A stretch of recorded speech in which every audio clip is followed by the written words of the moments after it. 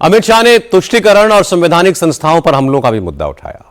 Home minister ने कहा कि ममता बनर्जी सारी नीतियां बस अपने खास वोट बैंक को ध्यान में रखकर बनाती हैं। चूंकि ममता बनर्जी ने कल ही कोलकाता में दुर्गा मंदिर का शिलान्यास किया था और सिलीगुड़ी में महाकाल मंदिर बनवाने का भी ऐलान किया है और इससे पहले वो दीघा में जगन्नाथ मंदिर बनवा चुकी हैं। इस पर अमित शाह ने कहा कि ममता बनर्जी अब हिंदुओं को पुचकारने की कोशिश कर रही हैं, लेकिन बहुत देर हो चुकी है। हो सकता है चुनाव के बाद ममता ये कहती हुई सुनाई दें कि उनके कार्यकर्ता भी बीजेपी में चले गए। मंदिर और मस्जिद दोनों की राजनीति कौन कर रहा है? एक तृणमूल से निकले हुए एमएलए कर रहे हैं और एक तृणमूल कांग्रेस कर रही है। चुनाव के वक्त ये सब करने की परंपरा कितनी उचित है वो बंगाल की जनता को तय करना पड़ेगा। और लगातार वो पहले भी मंदिर एक बनवाई है अभी उड़ीसा के तर्ज पे, और दूसरा एक और घोषणा उन्होंने कर दिया महाकाल मंदिर बनाने का। तो चुनाव की दृष्टि से क्या आपको लगता है कि इसका मैं तो भाई किसी भी कारण से मंदिर बनाते ही इसका स्वागत करता हूं, मगर बहुत देरी कर दी है उन्होंने। ममता जी के पास से और कोई अपेक्षा रख नहीं सकते। उनके खिलाफ जजमेंट आएगा तो जुडिशरी बीजेपी की है, इलेक्शन कमीशन घुसपैठिया हटाएगा, एसआईआर लाएगा तो इलेक्शन कमीशन बीजेपी का है। वो हारने के बाद शायद ऐसा कहे कि मेरे कार्यकर्ता ही बीजेपी में चले गए। दूसरी तरफ ममता बनर्जी ने आरोप लगाया कि बीजेपी चुनाव आयोग की मदद से बंगाल का इलेक्शन जीतना चाहती है। एसआईआर इसीलिए कराया जा रहा है। ममता बोली कि एसआईआर की वजह से बंगाल में लोगों की जानें जा रही हैं, लेकिन चुनाव आयोग को यह सब नहीं दिखता। उन्होंने कहा कि आज ये 82 साल के एक बुजुर्ग दुर्जन मांझी की मौत के मामले में मुख्य चुनाव आयुक्त ज्ञानेश कुमार और पश्चिम बंगाल के मुख्य चुनाव अधिकारी मनोज अग्रवाल के खिलाफ पुलिस में शिकायत आई है। पुरुलिया जिले के रहने वाले दुर्जन मांझी के बेटे कन्हई मांझी ने पुलिस में शिकायत दी है कि उनके पिता की मौत एसआईआर की वजह से हो रहे तनाव से हुई।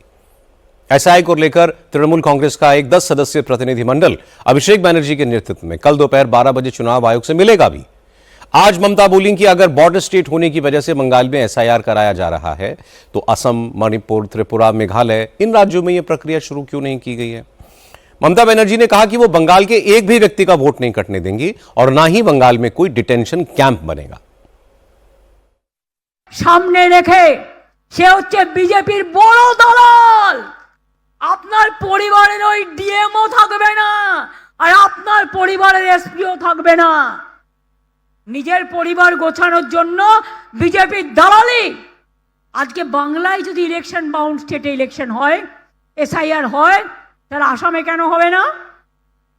মণিপুরে কেন হবে না? বাংলাদেশ তার বর্ডার তো আসাম, মণিপুর তো রোহিঙ্গার border, Nagaland border, Meghalaya border, Mizoram border. কোন ন্যায্য ভোটারকে কেউ কোনোদিনও তাড়াতে পারবে না। ডিটেনশন ক্যাম্প হবে না, হবে না, হবে না। लेकिन अमित शाह ने कहा कि ममता बनर्जी कितना भी चिल्ला लें, एसआईआर होगा, पूरे देश में होगा। घुसपैठियों को खोजा जाएगा और देश से निकाला जाएगा। साथ में अमित शाह ने यह भी कहा कि मतुआ समाज के लोगों को एसआईआर से घबराने की बिल्कुल जरूरत नहीं है। मतुआ समुदाय के जो लोग बंगाल में हैं उन्हें सीएए के तहत भारत की नागरिकता दी जाएगी। अमित शाह ने कहा कि बंगाल के लोगों ने कांग्रेस को, लेफ्ट को, ममता को, सबको देख लिया। अब बीजेपी को मौका देंगे और इस बार बंगाल में बीजेपी को 2/3 बहुमत मिलेगा। उन्होंने बाकायदा वोट शेयर का हिसाब देकर समझाया कि इस बार बंगाल में बीजेपी की बंपर जीत क्यों होगी। मित्रों, आज जब मैं कह रहा हूं कि इस बार 26 के बंगाल के विधानसभा चुनाव में बंगाल में हमारी सरकार बनेगी, इसका मजबूत आधार भी भारतीय जनता पार्टी के पास है। 2014 के चुनाव में हमें 17% वोट और 2 सीट मिले थे। 2016 के विधानसभा चुनाव में हमें 10% वोट मिले और विधानसभा की केवल 3 सीटें मिली थी। फिर 14 से 19 के बाद 19 के लोकसभा चुनाव में हमें 41%, 41% वोट मिले और 18 सीटें मिली। और 21 के विधानसभा चुनाव में हमें 38 वोट मिले और 77 सीटें मिली। 24 के चुनाव में भी हमने 39% वोट प्राप्त किया, 12% सीट प्राप्त की, 12 सीटें प्राप्त की और 26 में हम निश्चित रूप से प्रचंड बहुमत के साथ भारतीय जनता पार्टी की सरकार बनाने वाले हैं। मित्रों, ये 24 से अब तक का समय भारतीय जनता पार्टी के लिए बहुत शुभांकर सिद्ध हुआ है। 24 में लगातार तीसरी बार नरेंद्र मोदी जी इस देश के प्रधानमंत्री बने। उसके बाद महाराष्ट्र में, हरियाणा में, दिल्ली में और अब बिहार में भारतीय जनता पार्टी की सरकारें बनी हैं। 24 के चुनाव में ओडिशा और आंध्र प्रदेश में भी पूर्ण बहुमत की भाजपा की और एनडीए की सरकार बनी है। मुझे पूरा भरोसा है कि 2026 में बंगाल में 2/3 बहुमत के साथ भारतीय जनता पार्टी की सरकार बनेगी। ये बंगाल की जनता तय कर बैठी है। ममता बनर्जी ने इसका जवाब देने में भी देर नहीं की। उन्होंने कहा कि बंगाल पर कब्जा करने का बीजेपी का सपना कभी पूरा नहीं होगा। ममता ने कहा कि जिन लोगों से दिल्ली नहीं संभल रही है वो बंगाल क्या संभालेंगे। ममता ने कहा कि बंगाल को सिर्फ बंगाली चलाएंगे, कोई और नहीं। इस बार कितना होगा?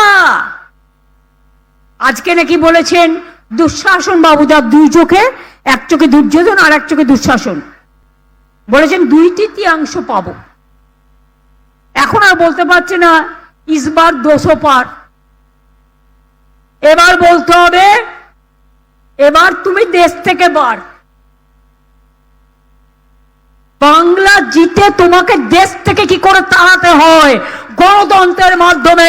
বাংলাই পথ দেখাবে, বাংলাই দিশা দেখাবে, বাংলাই সারা ভারতবর্ষ জুড়ে সবাইকে সাহায্য করবে।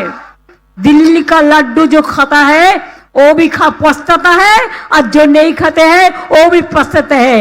अब दिल्ली का लड्डू ज्यादा खा लिया और खाने का जरूरत नहीं है। अब दिल्ली संभलाइए।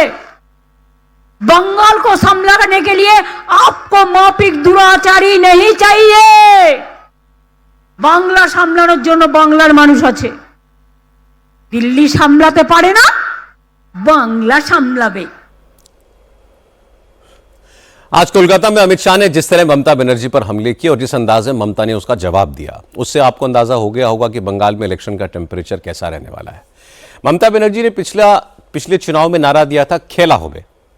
आज ममता ने कहा इस बार फाटाफाटी खेला होबे। फाटाफाटी का मतलब होता है आक्रामक, धुआंधार, और इस नारे का असर तुरंत दिखने भी लगा। आज एसआईआर के मामले में इलेक्शन कमीशन के लोग जब सुनवाई करने के लिए पहुंचे तो उन पर हमला किया गया, उनकी गाड़ी तोड़ी गई।